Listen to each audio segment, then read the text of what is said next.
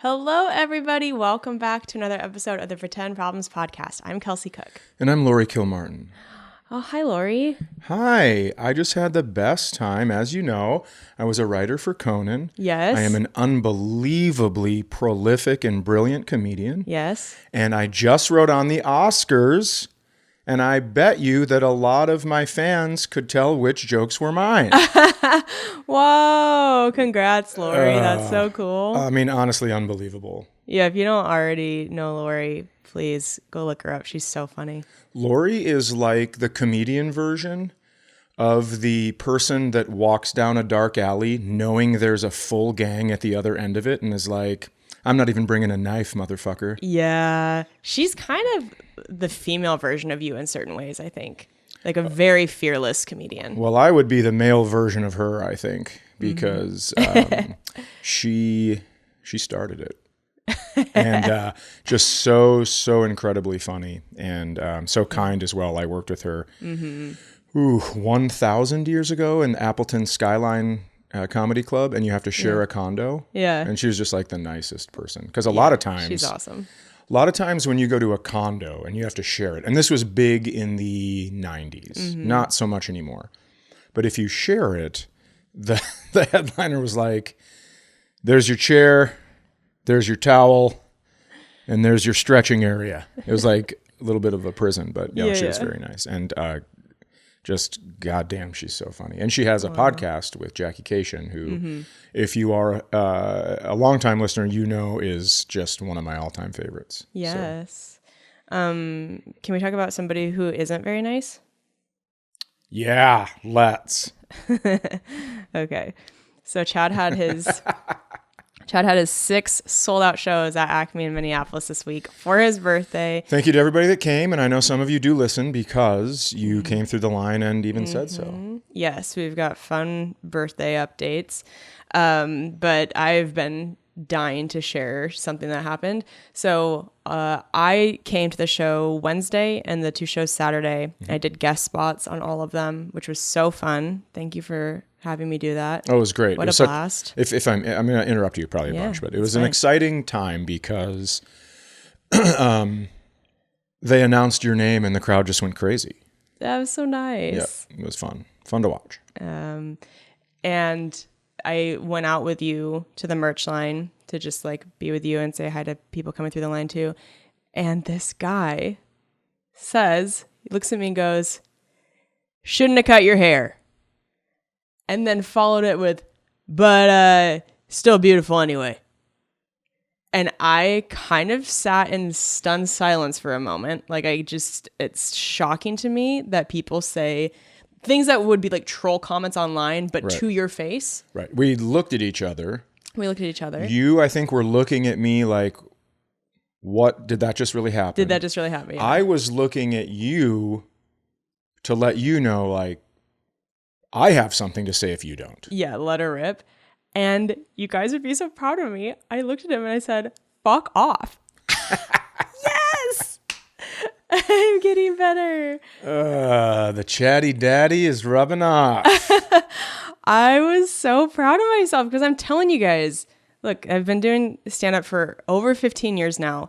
I've had a lot of weird merch line interactions where people will say either like mean things or just like super inappropriate. And I get kind of like frozen in the moment and I don't always know what to say. And I haven't stood up for myself a lot of the times. And I'm just I was very proud of myself that I wasn't afraid to be like, okay, yeah, that was for sure a shitty thing to say. You can tell that person to fuck off. And so I said fuck off and it felt really good. Yeah. And then they said, that's okay though. And then they put your hand on your shoulder. And then I kind of looked at you again. And by the time anything needed to be decided, it had been removed. But he did every bad thing. I'm going to insult you to your face and then I'm going to touch you. And the whole thing started with an yeah. apology to me about something that had happened years ago.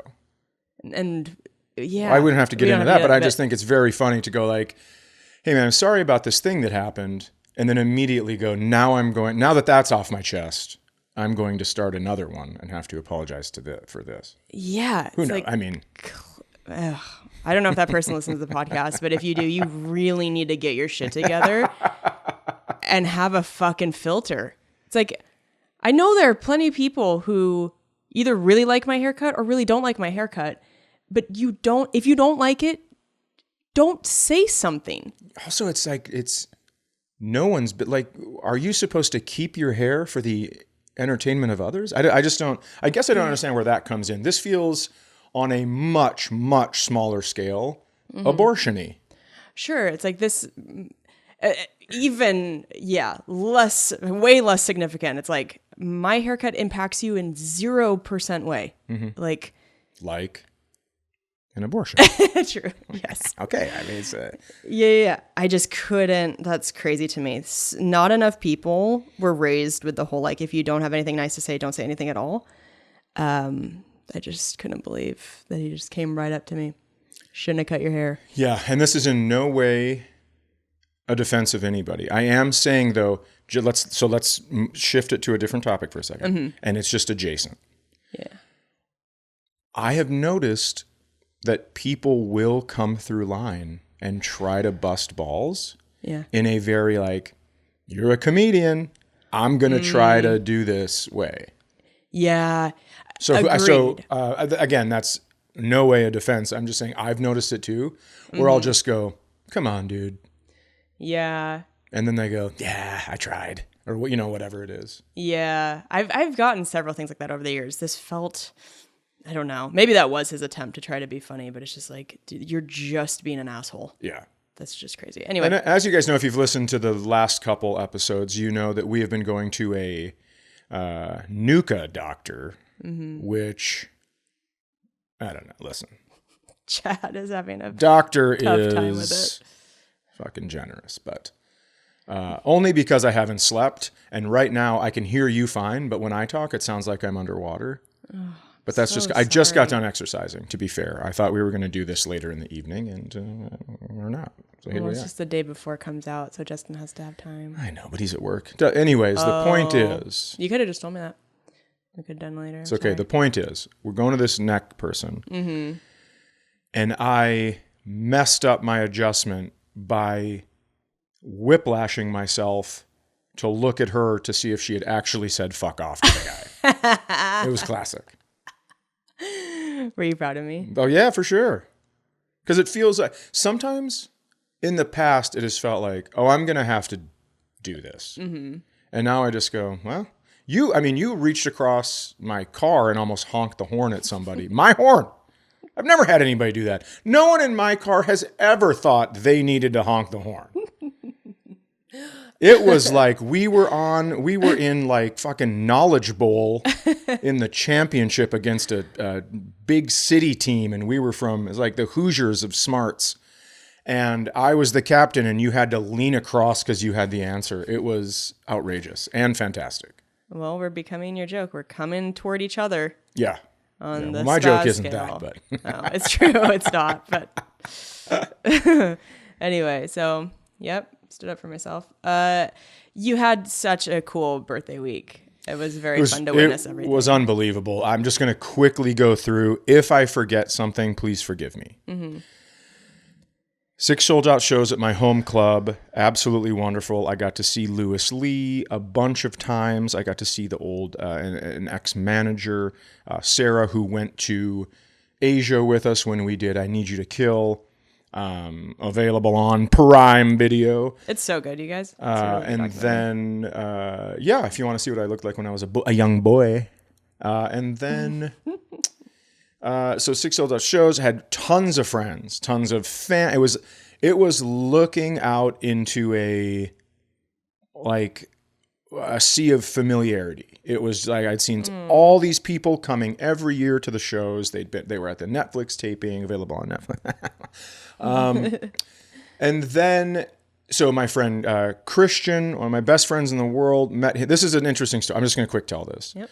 So when I met Christian, we were extras in a movie. We had signed up for the same company. We had both turned down the same role as an extra because it was a bigger role. It was for Mighty Morphin Power Rangers, and we were supposed to be the bad guy that didn't have any lines. But I think we were kind of built to play like a bad guy like that at the time. And then we both turned it down thinking, no, we don't want to be in that. Then we ended up right next to each other in line for this movie called Father's Day with Robin Williams, Billy Crystal, and Julia Louis-Dreyfus. And we ended up having a lot of downtime because Billy Crystal was sick and had to go back to his thing. And I ended up interviewing Robin Williams, like a pretend interview. And he ended up answering a bunch of them, like Mrs. Doubtfire, answering a lot of the questions. That's so cool. It was just insane. And so what a fantastic night. And then we hung out the whole time. Cut to, we hung out outside of that movie for the first time. And I took my wallet out. We got Mickey's Grenades. Remember those? It's like malt liquor in these little green bottles called Mickey's, and you twist the cap off, and it was the first Snapple. It would give you facts, but it was about alcohol. It was great. And so then I pulled my wallet out to do something, and I had a cutout picture from the newspaper of mob boss John Gotti, and he just goes, "Is that John Gotti?" And I thought he was going to judge me, and I go, "Yeah, it is." Pulled out his wallet, a cutout picture of John Gotti. What the hell? And so I was like, well, this is it for us, I guess. I guess we're just best friends forever. Now, what was it about John Gotti that you both felt so inspired by that you wanted to have him in your wallet like he was your child? I think he was just a really cool mob boss, although there were killings happening. Okay. You know, it's like you play hockey, you know you're going to get punched in the face. You join the mob, you know there's a chance. And if shit goes down, whatever. But the cool thing was everyone in his neighborhood felt so safe and so taken care of. And he would spread his money around and make sure that, you know, nobody wanted during the holidays and everything like that. And I just thought that was really neat. Nice. And it was cool when the lawyer goes, you have, I can't remember, like $3,000 suit on. What do you do for a living? And he goes, I'm a plumber. And it was, I just remember seeing that clip on the news going like, yeah, that guy's my favorite. Yeah, wow. But anyway, so he came, my mom came, my sister surprised me. Here's something crazy. Day of the party, Sunday. I hear the doorbell ring. The dog's barking. I'm kind of mad at the dog. Kelsey goes to deal with the door and she goes, there's pizza here. Did you order pizza? Who would have ordered you pizza? And then I started thinking, sometimes I bet Minnesota Vikings, Chicago Bears against my friend Scott from Chicago, and we send pizza back and forth to the winner. And so I thought maybe he did. And then I go to the door and it's fucking Dan and Lindsay Cummins. And I just fell down. I could not believe it. It broke my brain in the way when you surprised me in Dallas and the trunk opened up, or when Olivia was at the airport and the trunk, I was like, it was so wild to me that it took a long time to understand what was happening. Yeah. But just unbelievable. Then we had this party at this great place, great food, Nouvelle in Robbinsdale, Minnesota. Amazing food. My friend Regan, who turned 50 4 days before me, had his family and friends, which I've known forever through him. And we go to Regan and Chris's for Thanksgiving. So we know the aunts and uncles and cousins and stuff, and they were there. And then I had friends from comedy to, first grade. Yeah. You know, just got unbelievable. I felt so unbelievably spoiled and taken care of. And like these incredible gifts, incredible thoughtful gifts. That's what was wild. I got a T-shirt from the Grand Forks Comedy Gallery where I really, really sunk my teeth into comedy. Unbelievable. That was so long ago. I got, again, let me make sure I have this right. It is, now I'm going to say it's Robert Shugart. That's what I'm going to say. It could be Robert Shugart, and it could be Robert Shugart, depending on exactly where you live in Quebec. Okay. But throwbackmax.com for all these old school sports teams. Like defunct. Yeah. So this guy ended up buying up the rights to all of these old sports teams. And now he makes, and I got 4 t-shirts. The same things kind of I got from Christmas, but not the same things, just the same, more of them is what I should say. There we go. But just incredibly nostalgic stuff. My God, it was unbelievable. Truly, truly, truly unbelievable. Yeah. Made you cry. Didn't mean to, but. Oh, yeah. First thing, she goes, want to open a present? And I was like, sure. So I open this gift, and it's a picture of me on my birthday when I'm 3 with my grandma's famous yellow cake with crusty chocolate frosting. My grandma's there. My grandpa's there. I did the math. They were around 50 years old in that picture. Mm-hmm. And yeah, just let her go a little bit. And I was like, I set it down and I go, excuse me, please. Went in the bathroom and let her rip. You fucker.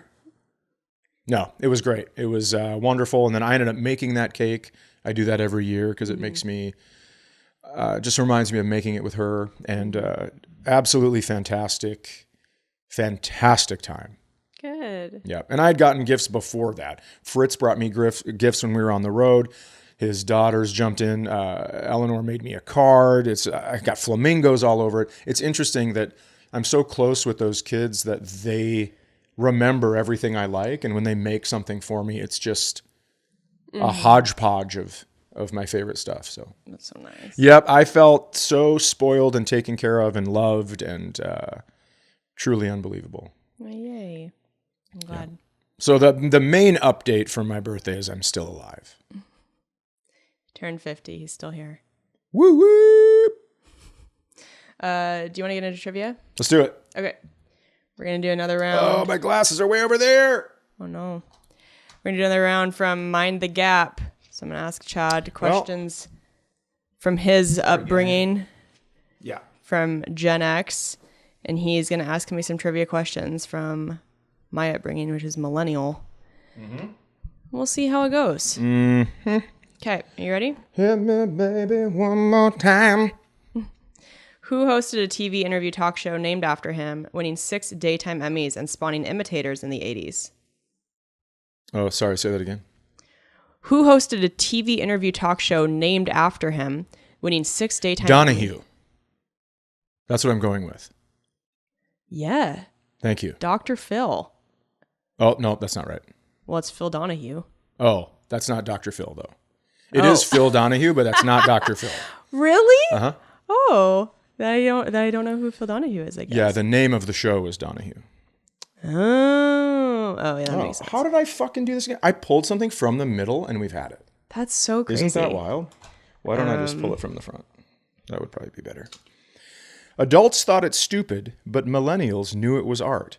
This show about a sea sponge and friends in Bikini Bottom was a $1 billion franchise. SpongeBob. Yeah, do we feel like they respect one of the generations more and their intelligence? I mean, why doesn't it just say a sea sponge named Bob? Yeah. What the fuck? Okay, ready? In the late 70s and early 80s, what were Commodore and Tandy?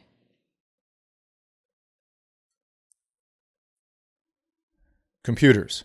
That is correct. Thank you. Computer companies. This first-person shooter game debuted in 2003, providing World War II missions from U.S., British, and Soviet perspectives. No, I don't know. I'm sure I'll know when you say it, but... I'm sure you will too. It's Call of Duty. Ah, Christ. Which, again, this is fucking crazy. Keep going. Yeah. I'm sure every listener is screaming Call of Duty to me through the headphones. Well, we know one is, and he spells bad. I don't get it. Remember the question we had about the guy that plays a lot of video games and doesn't... Oh, yeah. Okay. Sorry, that was such a good callback that I didn't give it. I'm sick, guys. This is what happens during a birthday week. Mm-hmm. It's a lot. I'm the birthday one, and I'm fine. Chad is fine. Okay. Name the former lead singer of Journey who charted with Oh Sherry in 1984. That guy's name is Steve Perry? Yes. Nice job. Fresh out of the Mickey Mouse Club, she released Genie in a Bottle. Are you fucking kidding me with this shit? Christina Aguilera. But I would say like your mom wouldn't maybe know that. But I do. Well, I know. I mean, I know like, again, I'm so young at heart. So many people at the party go, I think it's nice that you're sharing your birthday with these old men. And I say, well, that's what I do. What Academy Award-winning actor was sued in 1979 for palimony by his live-in girlfriend for her lost career to be his companion? I do know this, but this would take me a while to think of. Palimony, I've heard of it. Go ahead. Lee Marvin. Damn it. Also, nobody said that about me sharing my birthday with old men. In 1993, terrorists exploded bombs in what New York City building parking garage? 1993? 1993. I don't know. The World Trade Center. Okay. They wanted to take that down for quite a while. Oh. Took them 8 more years to come up with another plan. Jeez. What exactly was a confab?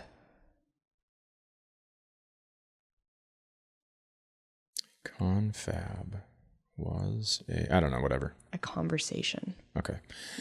What movie character coined the iconic phrase "as if"? Cher from Clueless. Ooh, Alicia Silverstone. All of that's fine. Okay. But looking for Wayne from Wayne's World. Oh, God damn it. Cher. Better. Alicia You said you Silverstone. would stop. I said I would stop, but that was when I was 40. Chad, you said you would stop. You guys, I've got some dates coming up. I'm going to be... Oh my God. I want to feel like when you say you're going to do something that you will. But as if was like, it seemed like a great chance to try to trick you. And... No, I'd gotten like 50% of them wrong. Okay. Please stop. I hate it. Okay. Oh my God. Okay. You're the perfect person for me. Change. I am going to be in Ann Arbor at the Blind Pig at the Treetown Comedy Festival tomorrow. There are 1,000 tickets left, and it only seats 400. I don't know what the deal is with that.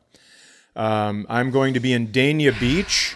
I don't fucking care if you come to that one. I don't need your bad attitude and your shitty thought process, which is unable to critically think. So you don't want to go, stay home. Then I'm going to be in Key West. I am excited about Key West, Florida, because people down there actually use their brains. And then, I got a lot more stuff. Fargo, North Dakota. The Fargo Theater is sold out March 14th. Then I'm going to be in Tempe, March 20th and 21st. And then I have a bunch of other stuff that's happening. We are going to be on the East Coast together in some theaters. And I'm very excited for those shows. And then chaddaniels.com or punchup.live/ChadDaniels to go directly to my dates. So annoyed at you right now. I'm sure you are. I hope the chiropractor gets whatever is happening out of you. Gets the demons out. I'm going to tell you something. And please write in. I don't know what it is about your needing to be right and can't just for 5 seconds feel like you're wrong. This is the first time I've ever run into this with a human being, is that you need that immediate feedback of correctness. I've never met anyone that can't just for 5 seconds go like, oh shit, I thought for sure it was her. Oh, you got me. What the fuck? So it's going to take me a while. Clearly, it's taking me a while to figure out that I need to be a robot and go, you are correct. It is Cher, Alicia Silverstone. Oh my God, I seriously want to fight you so hard right now. You're sick. It wouldn't be a fight. It would be you hitting me and me just sitting here and taking it. You're driving me crazy. Same. I'm wearing I slept in my remarkably tolerant shirt. And it's fucking whole scene through my sweatshirt right now. How fucking just like, are you trying to be this way right now for it to be funny? No. I'm working on stopping a lifelong habit. Lifelong. Okay. From the time I was able to speak, my parents were sarcastic with each other. Mm-hmm. They would tell me, nope. And I'd go, okay, what could it be? And they go, nah, I'm kidding. You got it, man. And you go, all right. I've just never run into anyone that needs it, that cannot deal with thinking they're wrong for the first 5 seconds. I'm not trying to start shit. I'm telling you, this is a lifelong habit. This is how me and my friends have operated from the beginning of time. And still, this is, hey, did you see where that ball went? Yeah, man, you're in the water. You get up there and it's on the green. They're like, you fucker. That's just how I've operated forever. So you needing to never have that is a huge change for me. And sometimes my brain automatically does it without thinking. So I can write down on a piece of paper, hey, take this trivia thing as seriously as humanly possible when you're reading these. No, I can't. And I can read it before we turn the camera on. And then I can make sure that I am dialed in to the depth of seriousness when we do. I'm not, what do you want me to say? You want me to be dialed into seriousness. There's no room for sarcasm and goofing around. That's what you're saying. You're saying you don't like it. I'm so annoyed at you right now. Oh my God, what's happening? That is what you just said. I don't want you to do that. And so I would need a reminder because my go-to is fucking around with stuff like this. I know. Your friends who go with it with you aren't with you. They're not having it happen with you every day, first of all. It doesn't happen to you every day. A lot of days if we play games. Okay. Like sometimes you'll do it with like your Wordle or Nerdle score. You'll be like, I got this. Oh my God, I haven't done that in fucking months because of the misery it brings. Okay. Well, I just tell you what I got and that's it. What'd you get in Nerdle? 3. I got a 4. Okay. Okay. And I will show it to you when we are done. Great. Fine. I got a 4. I got a 2 the day you forgot to do it, which is also true. That sucks. It does suck. Can you see, do you see from my perspective at all why I don't like it? I don't. But you and I have a very different thing when it comes to that. You don't, whatever it is about being right, you want to know right away. And that's totally fine. It just is going to take me clearly longer than you would like to dissolve myself of that habit. Because I could say an answer, you could tell me I was wrong, and you could tell me in 5 days that I was right, and I wouldn't care. God, do I disagree with that. You care a lot about being right. I think I would argue with you. Right, exactly. So when you tell me, no, it's not that, my brain short circuits because I'm like, I know that's right. It like, not only does it make me go into this weird spiral of like, how can that be true? But you also like, I think, at least for me, part of the fun of playing a game or like a trivia thing is when you get it right, it feels good. Like that's why you would. Sure, I think that's the thing. You want to feel good, and why would you? It's delaying your feeling good 10 seconds maximum. 10 seconds max. You could never, ever be a radio DJ. Because you would tell a joke and you wouldn't know what was happening out in the world. But that's the thing. It's not like I give an answer and then it's 10 seconds of silence and then you tell me. You trick me. Right. I'm not looking for anticipation, for the anticipation to grow. I'm looking for, in this specific example, as if is said, 25 times in Wayne's World. So it is a very viable like switch. Okay. Very viable.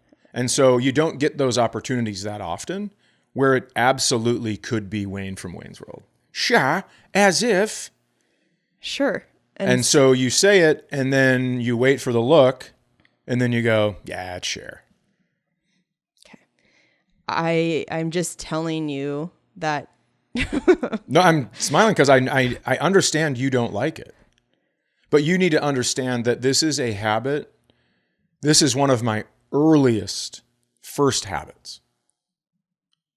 And it, with other people, see, I'm not going to lose this for everyone else because they'll be like, what the fuck happened to you?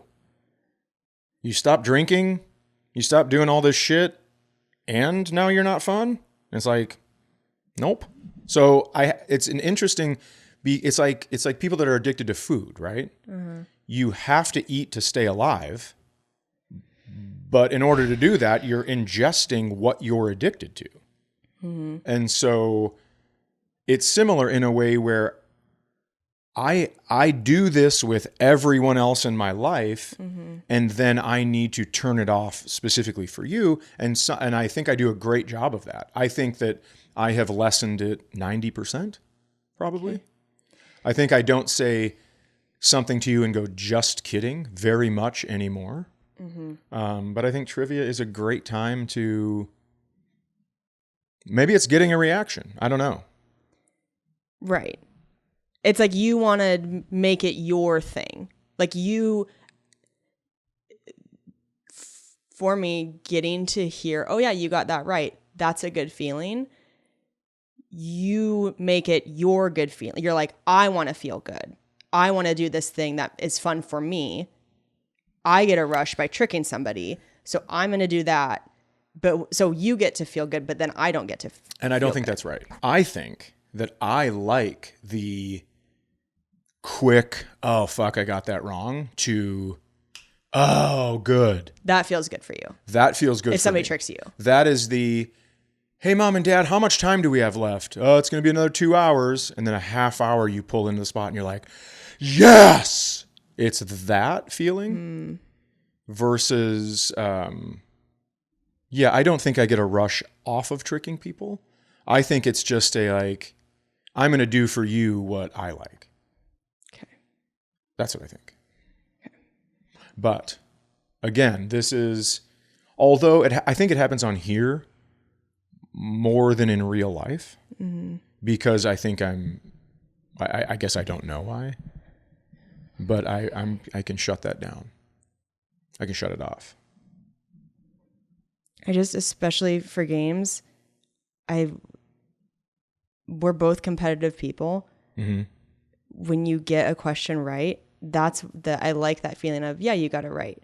Not, no, you got it wrong. You like the feeling that you got, let's go back to this question. Don't make me feel like... I'm not going to make you feel like shit. I'm going to say, on a scale of 1 to 10, what kind of dopamine release do you get from... Where the fuck is this question? Are you going to do one of the easy questions and be like, why does that matter to you? Yeah, like adults thought it's stupid, but SpongeBob. Millennials, right. Yeah, it still feels good. It's not a hard question, but it's like, okay. Does that not make you feel good when you get a question right, even if it's easy? No, it kind of makes me want to just move on to the next. It makes me want to move my piece and then get to something a little more difficult.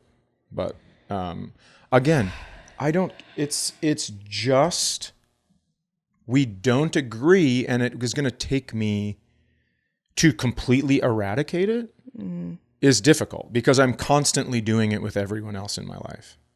My kids, my friends, my family, on stage, in the merch line, like all of these things. And then it's just harder to shut it off. Yeah. For one. If I shut it off for all, I think it would be easier. But I think that I would want to go see the Grand Canyon pretty badly. I don't know. Maybe I can see how like people in your life that aren't around you all the time can enjoy it every now and then. But because I am with you every day and I'm not somebody who particularly likes being tricked, then I don't like it as much. And I know where you get it from. When your mom comes to visit, right. She is the queen of that. And so then I have it from both angles. I've got her doing it to me, you doing it to me. And also, like, I'm a pretty gullible person. You joke about how, like, trusting I am. When somebody tells me something that seems true to me, I'm like, okay. And so that's why, like, I really earnestly, when you're like, no, that's not right, I'm like, oh, I really thought it was. So then it's like, I get angry when I find out I was right, because I've been tricked and I didn't get to, like, get that good feeling. Sure. So I just, I don't. And I am looking for someone in Hollywood to see this podcast and give me some acting work, because I'm that good. I'm just that good. Well, as per usual, when we have an argument on the podcast, it's not planned, and we. I don't think this is an argument. Have to. I think this is like a getting to the bottom of it. Well, whatever. We're not going to argue about whether or not it's an argument, or else I'm going to fucking lose my mind.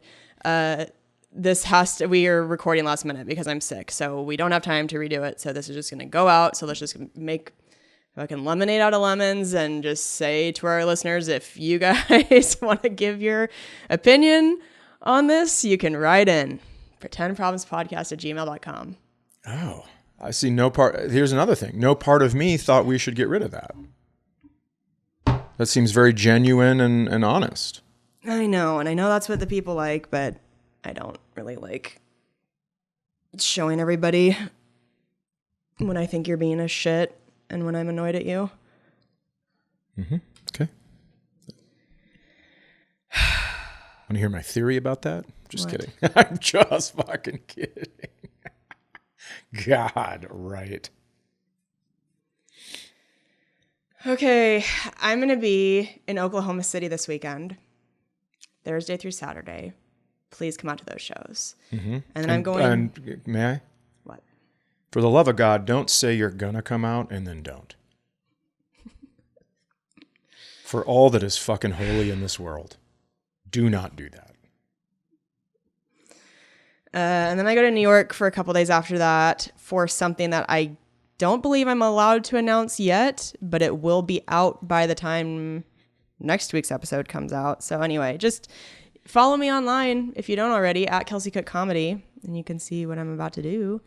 And then I'm in Houston and Dallas in a couple weeks. In April, I'm in Milwaukee. I have the 3 tour dates with Chad, which are Long Island, New York, Wellmont, New Jersey. No, I'm sorry. Montclair, New Jersey at the Wellmont Theater. Always switch those two around. And Philadelphia. And then I go to Tacoma and Portland and San Antonio and Atlanta and just so many tour dates coming up. Columbus, Cincinnati, San Diego. KelseyCook.com for tickets. And watch my special Mark Your Territory. It's been out now for like 3 weeks. And it's so fun to see all the positive things you guys are saying. So please go watch it. It's killing it. Thank you. Okay, we're gonna get into listener questions. You can write into pretendproblemspodcast@gmail.com. This is titled, honestly, just a bunch of random questions. It says, sweet crunchy pickles. Kelsey, your new special joins The Hustler as a staple on my sleeping playlist. If you don't know, The Hustler is my first special. I know that sounds insulting that I fall asleep to your comedy, but my brain is fucked up where it needs to be engaged in order to distract it into falling asleep. Otherwise, it will go off on tangents to keep me awake with shower thoughts. However, I'm so engaged with how entertaining it is that it puts me right out. I promise it's good company because it includes Segura, Chappelle, Jeffries, and that weirdo sitting next to you. Thank you. Speaking of tangents, can you please explain the USTSA Hall of Fame Classic trophy behind you? Obviously, soccer related, but I'm just curious. Continuing on background items, will you ever have your own action figure like Chad's? And then, do you see a claymation episode like MTV's Celebrity Deathmatch for the podcast in the future? Yeah, I do. I do see some sort of deathmatch in the future. Oh, I don't think that's what they meant. I know. I know you know. Okay. Just... I'll be in my seat if anyone needs me. Chad, being a sports fanatic as I am, is there a way you can advocate getting the Wild into the Winter Classic, maybe against my Red Wings? But I'd love to see those throwbacks in the outdoor element again. Finally, for this entry, I know you guys love trivia and games and the like, but what is each of yours Wordle streaks at? Cheers from the Scrooge. Thank you for writing in. Thank you. Where should I start? Wherever you want. You think I'm going to fucking tell you where to start right now? So the trophy, this one that you're looking at, that is one of my foosball trophies. This is when I took first place in no pro mixed doubles back in 2010. Exactly 15 years ago, because the tournament took place March 3rd to March 7th, and we're recording on March 4th. Whoa, that's pretty fucking crazy. Yeah, I had such a great time. That's one of my favorite trophies. Got that at, I think that was at the World Championships, if I'm not mistaken. No, Hall of Fame. Sorry, that one was in Vegas. But yeah, I'm proud of that one. I believe my partner was Teddy Strauss. Highly doubt you listen, but it was a very, very cool experience. So yeah, that's that trophy. Background items. I would love to have an action figure, but Chad is cooler than me. That's not true, but that's JT Custom Toys made that. JT Habestat made that for me. He's got a little company that he makes those. Also a fantastic comedian, and puts on the Altercation Fest in Austin, Texas every year. Oh, cool. Mm-hmm. Yeah, I've got try and grab it. I've got a Topps Allen and Ginter baseball card, and this is like my version of having an action figure. I was really very honored to have this. And my cat's gonna try to drink my water. Get out of there. What are your thoughts on the Wild? Well, I think they have been in the Winter Classic, but I'd obviously love to see them again. The only problem is winter isn't really winter anymore, so when they have it outside, even in northern Minnesota, it's sloppy ice. There's puddles in the corners, and it's kind of tough to have it. So you almost need to have it in, like northern Quebec or up in Edmonton or something like that. Even though it wouldn't get the viewership, it's you're going to have better ice. That's just my opinion on that. My streak on Wordle is 0, because we only really focus on Wordle when it's that week, and sometimes I don't get around to it. I did have a 25-day streak recently, but then a bunch of stuff was happening, and I had to do, I think we were playing Quirtle at the time, maybe. And so I just did that for that day, but my Duolingo streak is getting close to 1,000, which feels good. 958 or something like that. Crazy. Yeah. And then what was the other thing? Oh, claymation. I think that would be awesome, but it would be so freaking hard. Yeah, that'd be very cool. Okay. Thank you for writing in. This next one is titled Responding to Another Listener, although the part of your email that I'm going to focus on the most is the question part, because I think that's like something that we can actually give advice on. But they say, hi, Kelsey and Chad. I can't afford Patreon, so if you read this on the show, I'd really like to hear your responses. So please read on the main, pretty please. And don't use my name. You can call me Dragon Lady. Love you both. Golden Child. This podcast has been so enlightening and helpful for myself as a single person. The part where they were responding to another listener, they said, I'd like to say something to the person whose sister paid girls to pretend to be into him. It's not just a stupid thing kids do. I was a kid, and my grown-ass family members would try to hook me up with a mentally and physically handicapped person. Blah, blah, blah. Just like, I don't know, just sharing their own experience with something where they just, anyway. But it says, now for a relationship question. I've been friends with benefits with a really good man for about 2 years now. We keep talking about how we don't want to be in a relationship, but when I talk to my therapist about some of the stuff we do, she asks me if I'm sure we're not in a relationship. We talk about everything, we hang, and a lot of times don't even have sex, and we're both cool with that. We're both so considerate of each other's boundaries, and we build each other up so often. We don't go on dates, we never have, and he's never come to my place. He says he's worried about how my dog would react to him, as he is protection trained. I always go to his place, and maybe one night every other week, if even that. I'm fine with the above. I have a problem with our texting habits. He texts every day for a while and then suddenly ghosts me. When I finally gather up the nerve to ask if I did or said something, he says no and that he just had nothing to say. We've talked about how he has anxiety when I don't talk to him for a certain amount of time, and I've said I have the same anxiety. My question is, why would he do this when we've discussed this issue a couple of times? I'll apologize for the length, width, and girth of my email. Thank you so much for your input, and again, I love you both so much, Dragon Lady. Well, Dragon Lady, thank you for writing in. Yeah, I guess I'm confused why you both don't want to be in a relationship. I'd like to know why you don't want to be in a relationship and why he doesn't want to be in a relationship. Because it sounds like you have expectations of this person as if you are in a relationship. And by not being in one, it leaves you in kind of a shitty position where you're like technically not allowed to be upset or have expectations of this person because you're not in a relationship. And yet you've been doing this for, you said, about 2 years. And so from what I'm gathering, you are invested to a certain point.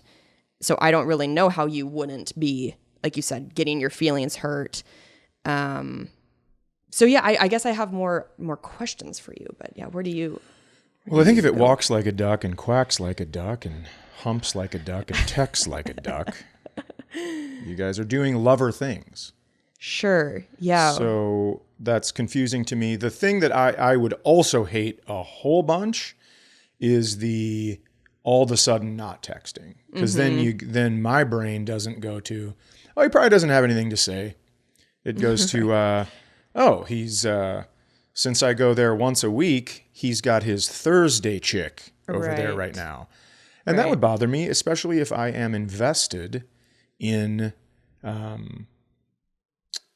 him, right? I mean, I am not a person that could ever like date where this new kind of dating where you date a bunch of people at once. I'm out. Because can I tell you something?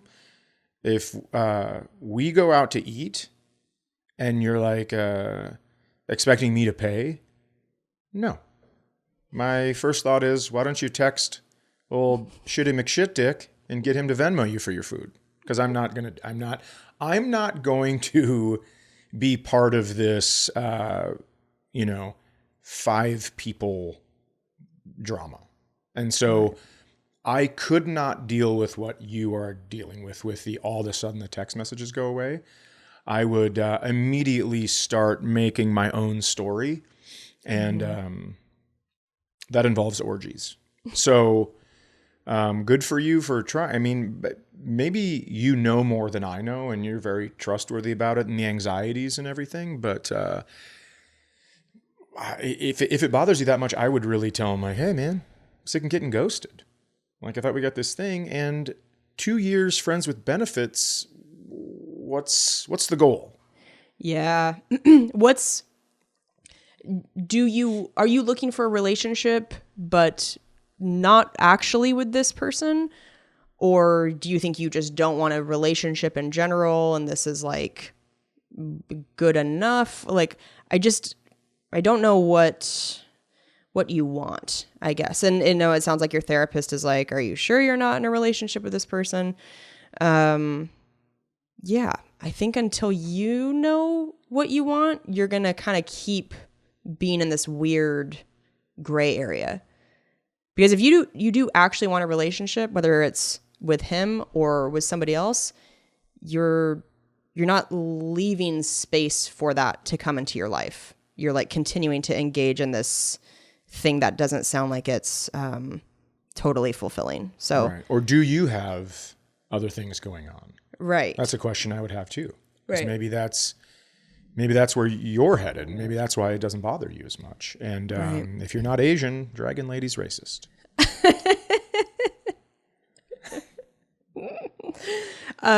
Please write in again if you want and give us some more context, or maybe like let us know if what we said was helpful, and if you're going to take any sort of action from it, just I would like to know. I mean, my over the top advice here is anything that's bothering you about this non-relationship, I would bring it up with the guy. Yeah, agreed. Okay, guy, I think you gotta go to the chiropractor. Let's do one more. Okay. So they said, just sent you pictures of a grocery store without any reference by accident. So I'm going to show you the pictures first. We can send them to Justin to put in. Okay. So this is the grocery store. Bro, I already know what this is about. I already know what this is about. That's another separate picture of it. Looks like a different time. Yep. Okay. So we'll put it on the screen on YouTube. If you can't see it, it's similar to Chad's frustrations in the past of people parking in a walkway or just lining their cars up right outside the grocery store. Also, don't feel bad about sending the pictures with no context. I do the opposite. I'll be like, hey, which one of these do you want? That's my text message, and forget to send the picture. And everyone's like, what the fuck are you even talking about? And then I have to send it 5 hours later. This is my local HEB, and it's usually worse than that. The parking lot is normally lined with people parking up front while their significant others load groceries into their car. It drives me nuts every time I go, and my wife tells me to just ignore them. And when I decide to stare at them and give them a glare as I drive by, she tells me it's not going to do any good. And then I remind her, she's in the car with me. They aren't. Please don't push me anymore. Do you have any other way of handling this situation that doesn't result in me slashing tires and potentially going to jail? Kyle in Houston. Oh, Kyle. First of all, Houston might be a dangerous place to pull some shit about parking because it's open carry laws. Yeah. And people just don't care. So I will tell you a story that she doesn't know, and I haven't told on the other podcast either, but... Oh, God. Okay. So there was someone parked, again, in the crosswalk of the Whole Foods. And so I angle parked my car in front of them and got out. I had no intention of going into the grocery store. I just got out, and then they were like, hey, what's with this? And I go, oh, you don't like that I parked here? Huh. I go, why are you parked here? And they said, I'm waiting for someone. I go, yeah, me too. And they go, well, I'm not going to be able to go. And I go, yeah, I know. I go, what you could do, though, is park 20 feet right over there. And then now I am just hoping that someone doesn't wheel out of Whole Foods to get into that car. But it bugs me so badly that I think only doing the same stupid shit that they do is going to light up that part of their brain and go, oh yeah, I'm parked here. That's crazy. And can I tell you something, Kyle from Houston? It doesn't. Nothing you do is going to make the mentally smaller human change their ways. They're just not going to do it because they don't fucking care. They're entitled. It's like, well, hey, I pay my taxes. Yeah, I'm sure you do. And so it's like, what I would do is and this is what I need to do too, Kyle. I would not look at that. I would count the amount of cars in the parking lot that have done the right thing and just go, thank God this is the ratio. Thank God. Mm. Thank God it's not all those cars parked in their spots lined up like that dipshit. And if you want to say something, go ahead. But I am saying like it is getting, especially in Houston, honestly, in Texas, more and more dangerous. Because all the person has to say in an open carry state is that they felt like they were defending their property. And if you're walking towards them even to say something, the CC camera's not going to catch that. It's only going to see your mouth moving, him shooting you, and then he can go, he was threatening me and my family, or whatever it is. So my suggestion to you, and I'm going to have a hard time doing this too, but it's just focusing on the people that have done the right thing. And that's it. And as much as that fucking bothers me to say, because I want to slash tires and I want to key cars and I want to keep walking into the side of their car like someone has put the remote control down when they're playing a video game and their guy in Call of Duty keeps walking into the corner. That's what I want to do.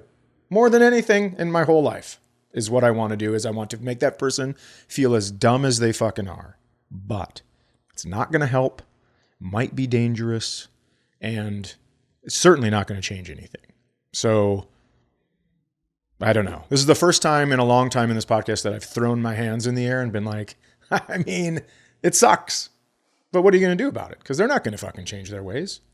They're so entitled and so cunty. It's not going to matter. So, you know, I mean, I angle parked in front of someone.